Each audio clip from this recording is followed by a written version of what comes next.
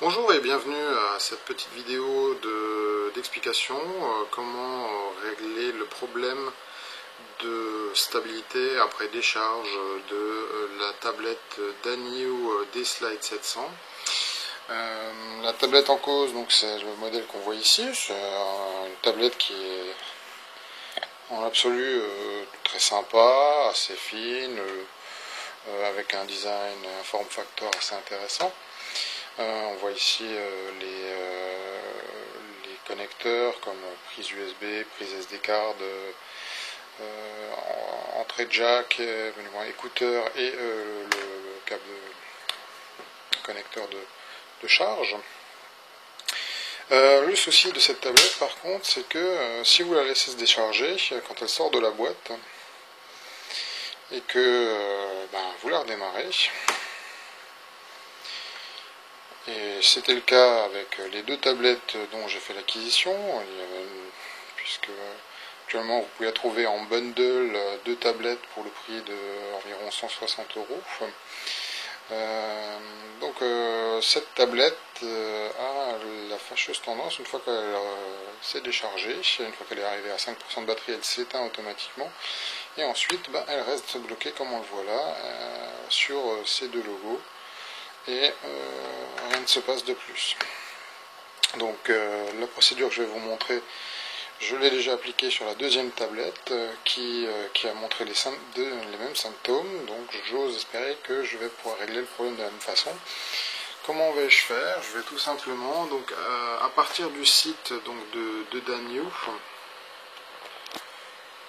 qu'on voit donc ici, à partir de ce site, je peux aller dans la section, vous pouvez aller dans la section support, et chercher des pilotes et manuels. Ensuite, il faut bien sélectionner tablette internet, la D-Slide 700, et là, on a la bonne surprise de trouver un tutoriel pour la mise à jour, que je vous invite à télécharger, c'est un PDF, et un fichier zip avec, donc on voit ici, une mise à jour pour la D-Slide 700 en Android 4.0.3. Donc je vous cache pas, hein, la tablette est actuellement livrée déjà avec Android 4.0.3, mais il y a encore quelques applications en plus et autres qu'on va perdre une fois que le flashage aura été fait. En ce qui concerne la procédure, agréable surprise de voir que c'est une procédure donc en français, bien expliquée, qu'il suffit de suivre et de respecter pour obtenir finalement le résultat escompté. Donc on voit déjà brancher la tablette, branchez la tablette sur le secteur, ok, n'éteignez pas votre tablette durant la procédure, ça me semble logique, pour ça sauvegarder les fichiers. Bon, c'est plus vraiment possible à l'heure actuelle.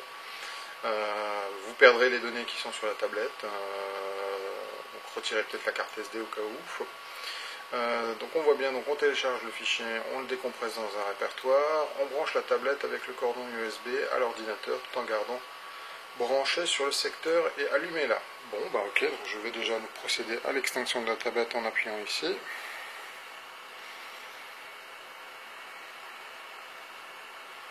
Tac. Je branche le secteur. Normalement, si votre tablette est vide, vous verrez ici la LED rouge qui s'allume dans le coin. Ensuite, on branche tout simplement le câble USB. Tac. Voilà. Alors, maintenant, donc là, en l'occurrence, la tablette s'est automatiquement allumée et on a entendu Windows est en train d'essayer de détecter donc, ce nouveau périphérique. D'accord. On continue à suivre la procédure et on lit donc ensuite ouvrez le dossier Live Suite et double-cliquez sur le pack et ensuite valider les messages qui apparaîtront ensuite. Blablabla. Ok, on va regarder ce que ça donne. J'ai donc téléchargé le pack. Je dispose ici donc des fichiers, donc le répertoire Live Suite et le fichier image pour la tablette. Je vais dans Live Suite et donc effectivement je lance donc l'exécutable Live Suite Pack. Comme le précise la procédure, je valide.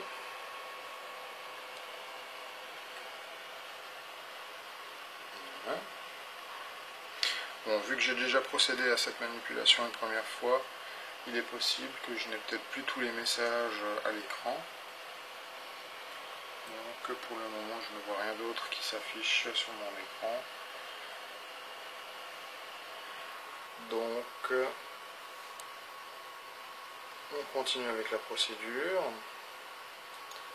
Installer ce pilote, bon comme dit je l'ai déjà fait sur l'ancienne tablette, donc mais je vous confirme que tous les écrans sont bien justes, donc je travaille sur Windows 7 64 bits, tout s'est bien passé de mon côté.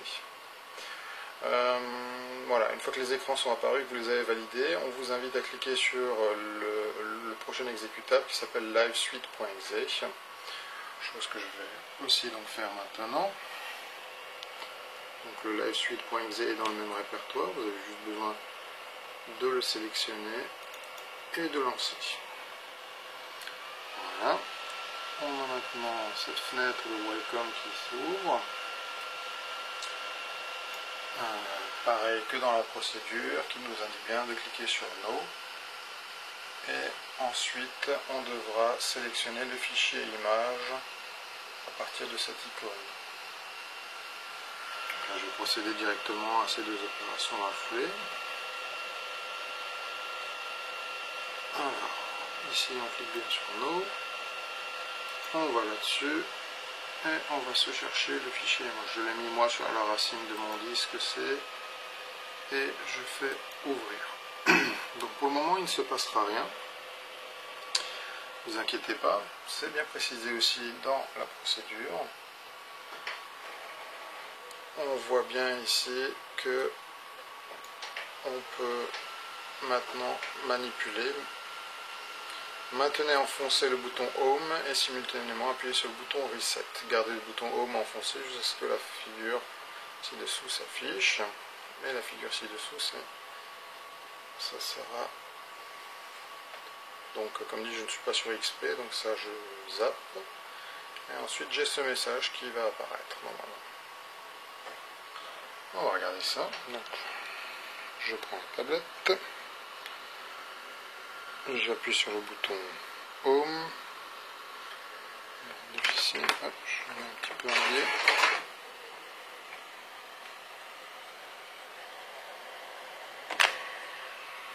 Prendre un petit support.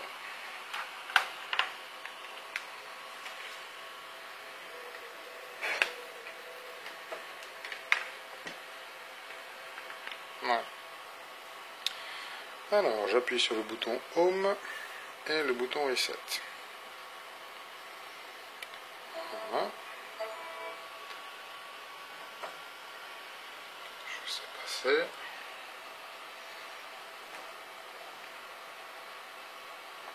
Je lâche le bouton Home.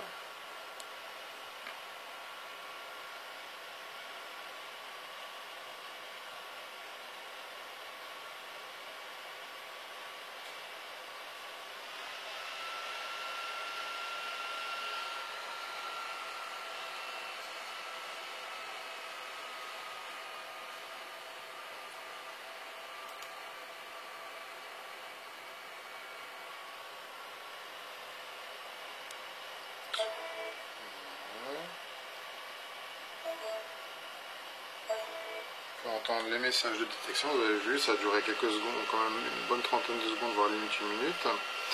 Donc ici donc la procédure nous indique bien que cette fenêtre devait s'ouvrir, c'est ce qui est le cas. Il faut valider le premier bouton par oui et le deuxième bouton par oui aussi, puisque ça va confirmer qu'on veut faire le formatage et la remise et la procédure maintenant. Voilà. Et c'est en train de se passer. C'est toujours un petit peu inquiétant ce genre de manipulation, parce qu'on ne voit rien qui se passe sur la tablette, mais c'est tout à fait normal. On voit donc sur la procédure que les choses se déroulent comme prévu pour le moment. Donc on voit bien, qu'une fois que la procédure se sera terminée, on aura juste cette fenêtre de message qui apparaîtra et qu'on pourra valider, et la tablette devrait redémarrer. Donc, tout se déroule déjà pas mal, on est déjà à plus de 54-55% de la mise à jour.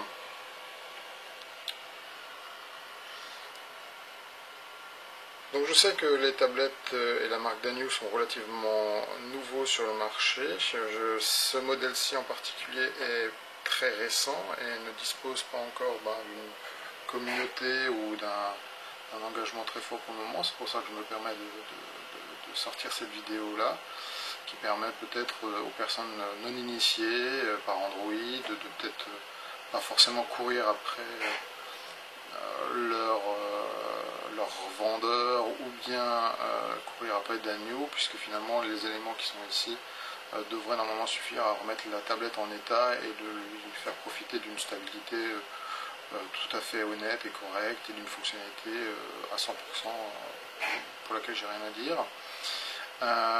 Par contre, le support de Danyu en termes de téléphonique, ça sert à rien que vous les appeliez.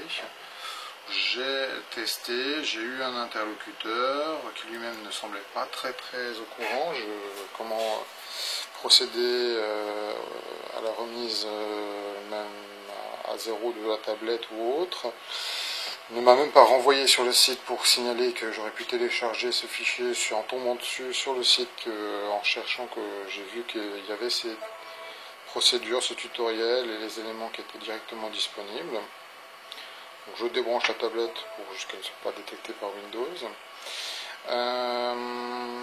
Et en temps normal, ici on devrait se retrouver maintenant avec une tablette qui devrait redémarrer et être de nouveau tout à fait fonctionnel comme avant. Donc comme je disais, le support téléphonique, économisez-vous l'appel et le temps et les euros perdus parce que ça ne vous rapportera rien. Et dans le meilleur des cas, en faisant cette procédure, on peut peut-être éviter de renvoyer la tablette. Donc pour le moment, on n'a toujours pas de démarrage.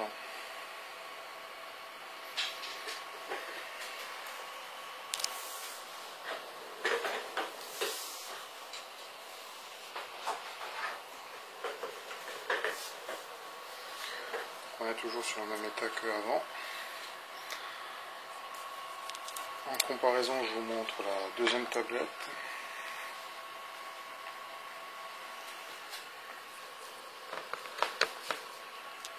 Voilà. Ça va se démarrer. Si elle veut bien. Si celle-là ne veut pas démarrer, j'aurais tout essayé de ce que je sais.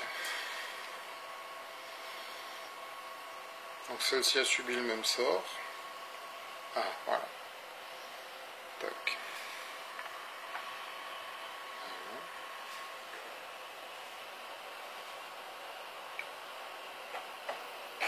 Et voilà. Et maintenant, tablette qui n'était plus du tout fonctionnelle jusqu'à il y a à peu près 5 minutes.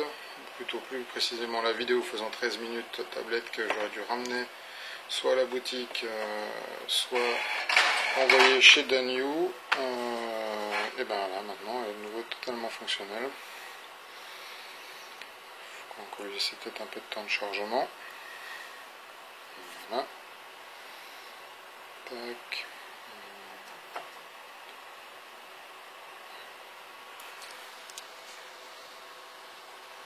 Voilà.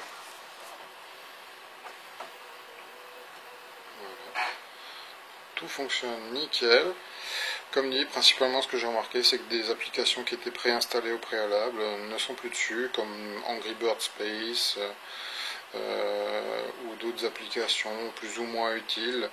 On voit néanmoins qu'il y a toujours quelques applications personnalisées qui sont quand même là, comme le gestionnaire ici, le gestionnaire qui est là. Il n'y a plus grand chose effectivement.